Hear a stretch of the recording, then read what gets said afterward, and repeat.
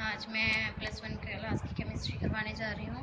तो lesson second chapter चल रहा था हमारा स्ट्रक्चर ऑफ एटम का, जो हमारा एनर्जी लेवल के ऊपर डायग्राम के ऊपर चल रहा था लेक्चर। तो उसी को मैं कंटिन्यू करने जा रही हूँ। देखो, पिछले लेक्चर में हमने क्या पढ़ा था, जो सिंगल इलेक्ट्रॉन के लिए, हाइड्रोजन के लिए हमने एनर्जी लेवल डायग्राम किया था।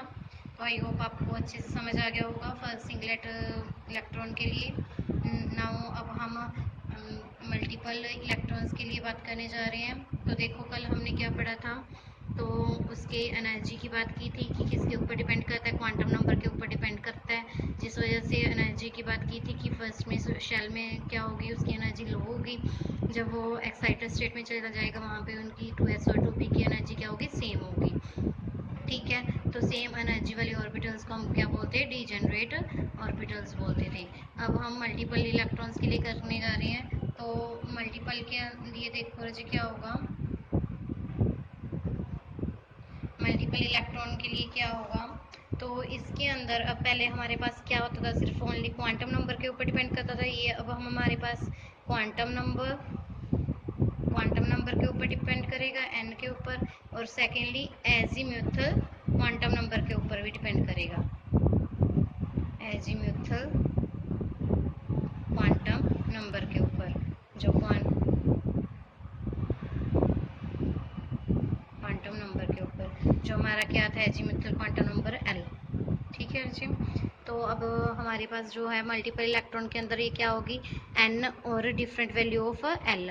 तो इन दोनों के ऊपर डिपेंड करेगा, ये दो चीज़ों के ऊपर। तो अब हमारे पास क्या होता था, देखो हमारे पास इसमें क्या आएगा, जैसे ये न्यूक्लियस था, हमारे पास ये इलेक्ट्रॉन पड़ा है। हम पहले लिथियम की बात कर रहे हैं। मान लो लिथियम का क्या पड़ा है, इलेक्ट्रॉन आउटर शेल में पड़ा है, मान लो ये वाला यहाँ पे। तो क्या हुआ, तो सिर्फ इसके और इसके बीच में तब क्या हो रही थी, इलेक्ट्रोस्टैटिक फोर्स लग रही थी, अट्रैक्शन हो रहा था इन दोनों के बीच में, न्यूक्लियस का इसके ऊपर, इसका इसके ऊपर। ठीक है, तो इन दोनों का लग रहा था। जब हमने इसको क्या किया, इलेक्ट्रोलाइज किया, तो इसके पास दो इलेक्ट्रॉन और आ गए, वन यहाँ वन यहाँ। ठीक है, तो इसने क्या किया, दो इलेक्ट्रॉन्स और गेन कर लिए। तो मैं यहाँ पे दिखा देती हूँ। तो पहले तो सिर्फ इससे होती थी, अब क्या होगी, न्यूक्लियस की अट्रैक्शन, इलेक्ट्रोस्टैटिक फोर्स इसके अंदर भी लगेगी, इसके अंदर भी लगेगी। तो एक की जगह अब क्या लगने लगी, तीन के ऊपर लगने लगी। और यहाँ पे क्या है, ये इलेक्ट्रॉन पड़े हैं, ये भी इलेक्ट्रॉन पड़ा है, तो ये भी इलेक्ट्रॉन पड़ा है। तो क्या होगा, इस इलेक्ट्रॉन से इसकी रिपल्शन होगी, इसकी रिपल्शन होगी, ये रिपेल करेंगे। ये न्यूक्लियस क्या करेगा, इस इलेक्ट्रॉन को अट्रैक्ट करेगा, बट ये वाले इलेक्ट्रॉन्स उसे क्या करेंगे, पुश करेंगे, बाहर की तरफ पुश करेंगे। तो इस वजह से इसकी अट्रैक्शन क्या हो जाएगी, कम हो जाएगी, लेस हो जाएगी अट्रैक्शन। देखो रजे, क्या था हमारे पास, पहले तो सिर्फ न्यूक्लियस के पास लिथियम का ये इलेक्ट्रॉन पड़ा था। तो ये क्या हो रहा था, इन दोनों के बीच में क्या लग रही थी, फोर्स लग रही थी। ठीक है, तो ये इसको खींच रहा था, इसके ऊपर सबसे ज़्यादा फोर्स लगी थी। धीरे धीरे दो इलेक्ट्रॉन आ गए, तो पहले तो इसने इसकी क्या कर ली, फोर्स को डिवाइड कर लिया। तो पहले तो मतलब कि इसके पास भी, इसके ऊपर भी, दोनों तीनों के ऊपर फोर्स लगने लगी। तो क्या करने लगा, जब इसके साथ फोर्स लगने के साथ साथ ये इलेक्ट्रॉन क्या करने लगे, उसे पुश भी करने लगे। तो पुश करेंगे तो उसकी जो फोर्स है उसके ऊपर फोर्स कम हो जाएगी, अट्रैक्शन कम हो जाएगी इन दोनों के बीच में। तो इसकी इलेक्ट्रॉन और इसकी इलेक्ट्रॉन दोनों क्या करेंगे, इस इलेक्ट्रॉन को रिपेल करेंगे। जब रिपेल करेंगे तो क्या होगी, इसके अंदर लेस हो जाएगी रजे। तो इसी को क्या बोलते हैं हमारे पास यहाँ पे, शील्डिंग इफेक्ट भी बोलते हैं।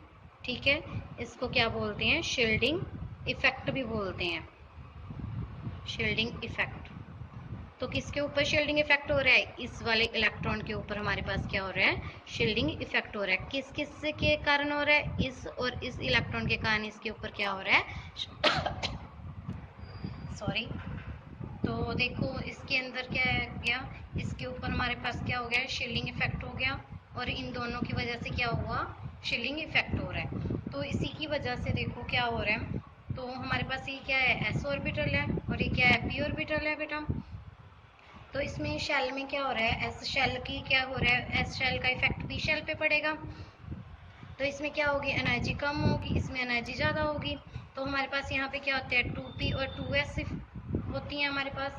तो उस वजह से एनर्जी का भी क्या होगा, इसके अंदर डिफरेंस होगा, क्योंकि जो इसका इफेक्ट है बेटा, जो शील्डिंग इफेक्ट की वजह से इनमें इफेक्ट है, तो इस इफेक्ट क्या होगा, किस एक के ऊपर ज़्यादा होगा इफेक्ट, एक के ऊपर कम होगा। तो इसमें क्या होगा, 2p के ऊपर हमारा इफेक्ट ज़्यादा होगा, और 2s के ऊपर इफेक्ट क्या होगा, कम होगा इसका। ठीक है, इस वजह से ही इसकी एनर्जीज के अंदर क्या होता है जी, डिफरेंस होता है। तो देखो 1s की आ गया, पहले सबसे कम 1s का होता है, 1s का आ गया, देन 2s का आ गया, 2p का थोड़ा सा हाइयर आ गया, क्योंकि 2s और 2p में क्या होता है, थोड़ा थोड़ा एनर्जी का डिफरेंस होता है। 2p को थोड़ी ज़्यादा एनर्जी चाहिए, क्यों, क्योंकि इसके ऊपर शील्डिंग इफेक्ट क्या होता है, ज़्यादा होता है, और 2s के ऊपर शील्डिंग इफेक्ट कम होगा। ऐसे ही फिर जब वो पुश करेंगे तो इलेक्ट्रॉन्स क्या कर जाएगा, अगले शेल में शिफ्ट हो जाएगा 3s में, तो ऐसे ही उसके अंदर डिफरेंस आ जाएगा 3s 3p, then 4s 3d 4p, ठीक है, 5s 4d 5p, ऐसे क्या होगा रजे, सभी के अंदर डिफरेंस आना स्टार्ट हो जाएगा एनर्जी के अंदर। तो इसी के अकॉर्डिंग हमारे पास क्या बन जाएगा, s p then d। Okay, तो s के अंदर क्या होगी, एनर्जी सबसे कम होगी, p के लिए हमारे उससे हाइयर होगी, और d में उससे हाइयर एनर्जी चाहिए। ठीक है बेटा, आई होप आपको अच्छे से समझ आ जाए। Thank you.